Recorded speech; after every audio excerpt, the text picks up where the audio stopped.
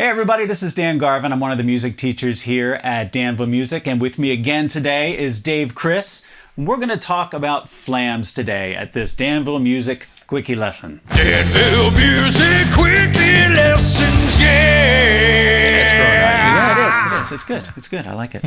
So, John Bonham, Stuart Copeland, so many of these, the drummers that are really iconic for their own sound are also really iconic and known for their use of flams.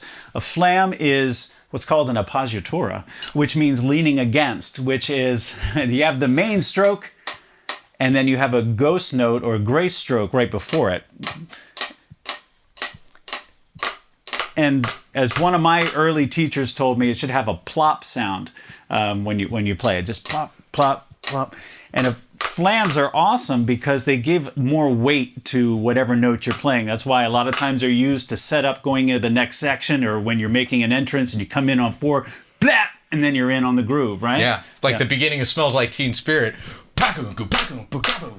Yeah, great example. And there's, once you start listening for them, they're all over the place. They really are, because they're so effective. So what makes a good one is the difference in volume between the grace note and the main stroke. So the way that I was taught was that the grace note, you actually start out super close to the head, and then the main stroke is up here, like that. Yes.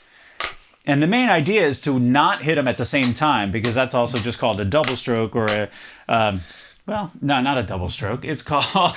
It's called choking the drum. Yes, it is. Yeah. It's called a double stop is what I meant to say.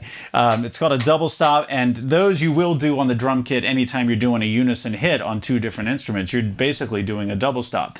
But the great thing about flams is that they also can help you with your double stops as well, because it's a very similar motion.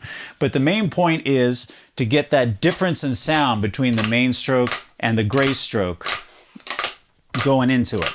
And then there's a lot of different rudiments that you can do to really get your ability level up to where you can use them comfortably. And there's first alternating flams like we've been just doing. Then there's the classic flam tap, which is basically double strokes with a flam tap on the flam on the beginning of each one. Yeah. And then there's lots of different triplet-based ones. My favorite. Yes, the flam accent that we were just talking about.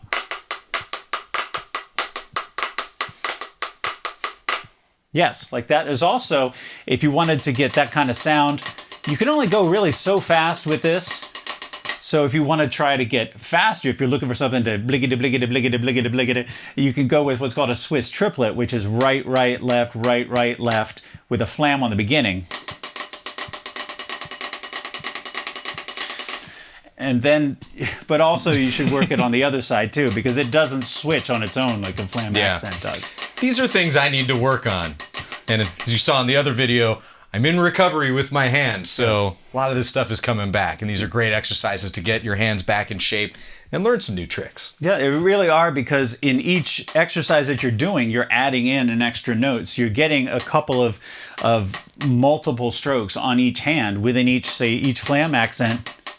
You're basically going da da da da da da da da da da da da, and then those 3 note groupings are really good for building up your technique and your stamina. Heck yeah.